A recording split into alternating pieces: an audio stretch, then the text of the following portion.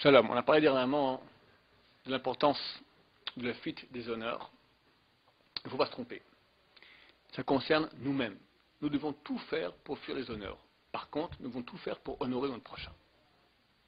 Bien que quelque part on ne lui rend pas service, on ne doit pas s'occuper du olam haba des personnes, de leur monde à venir, de leur olam hazé.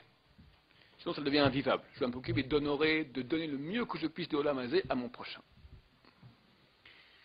Et à un point tel, la Gemara raconte dans Bava Metzia et dit quelle est la chose à propos de laquelle Bemara, c'est en terre d'Israël, le Talmud de Babylone a été écrit en Babylonie. Et il est certain que ceux qui habitaient en terre d'Israël étaient quand même de niveau spirituel plus élevé. La terre d'Israël, elle est sainte. Alors les rabbins de Babylonie demandent en Israël quelle est la chose à laquelle font le plus attention les grands saints de la terre d'Israël. Répond la Gemara, de ne pas faire honte à leur prochain. Faire honte. La Gemara dit c'est comme un assassinat. Parce que comme le sang il blanchit, après il rougit, ou il rougit, après il blanchit, comme tu vois que son sang, comme si tu as versé son sang. Quelqu'un pour qui on sait à quel point les honneurs sont importants pour quelqu'un, quand tu tues son honneur, tu l'as cassé, il peut tomber en dépression, vraiment mourir. Et chaque fois qu'il y pense, c'est une souffrance terrible. Et c'est tellement facile de faire honte à son prochain. Une fois le Stapler, un des plus grands rabbins de la génération passée, était à la synagogue, et il voit un enfant qui prend comme ça au milieu de la prière un livre qui n'est pas un livre de Torah. Au lieu de prier, il lit un livre. Il vient près de lui et il lui crie dessus. Imaginez, le Gdol Ador, la plus grande génération, qui vient crier sur un enfant. Et l'enfant lui dit, non, c'est un sidour que j'ai. Tout rouge, l'enfant. Et c'est pas compris qu'il a fait une erreur terrible. Il a cru que l'enfant s'amusait avec un livre. Non, en fait, il priait dans un vrai livre. Il y a un problème. Un enfant, avant l'âge de 13 ans, pour un garçon, avant l'âge de 12 ans pour une fille, il est considéré comme katam, comme petit, mais elle, il ne peut pas pardonner. Son pardon n'a pas de valeur, parce qu'il n'a pas encore la conscience de ce que c'est. Le mec ne peut pas non plus faire une acquisition, te faire acquérir un objet. Il est encore considéré comme petit. Donc tu peux demander pardon toute ta vie, ça ne sert à rien. Tant qu'il n'a pas 13 ans, il n'y a pas de mechila, il va pardonner. Le jour des 13 ans de ce gosse, qui arrive au milieu de la bar mitzvah, un homme qui n'était pas invité, le Stapler lui-même. Qui lui donne un beau cadeau, il va se faire cadeau pour sa bar mitzvah, Mazal Tov, je te demande pardon. Quelques années, c'est à Yom Kippour, je veux le dire, Yom Kippour, je suis venu comme ça, je t'ai écrit dessus, je demande Mechila Gmoura. Et bien sûr, le gosse a excusé. Le Stapler n'a pas oublié. Il sort du même type exactement avec un des grands de ce monde aussi, mais beaucoup plus vieux, il y a un siècle environ. Le Rav Auerbach, celui qui a écrit le livre Imre Bina. C'était le grand-père du Rav Shlomo Zalman Auerbach, un des plus grands poskim de la génération passée.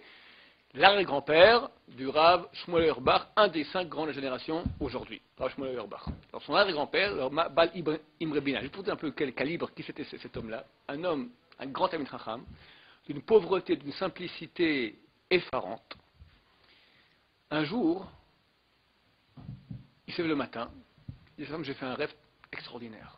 Du ciel, on m'a parlé, on m'a dit qu'il fallait que j'ouvre une yeshiva de Kabbalah. C'est un très grand kabbaliste, Ashkenaz, c'est très rare.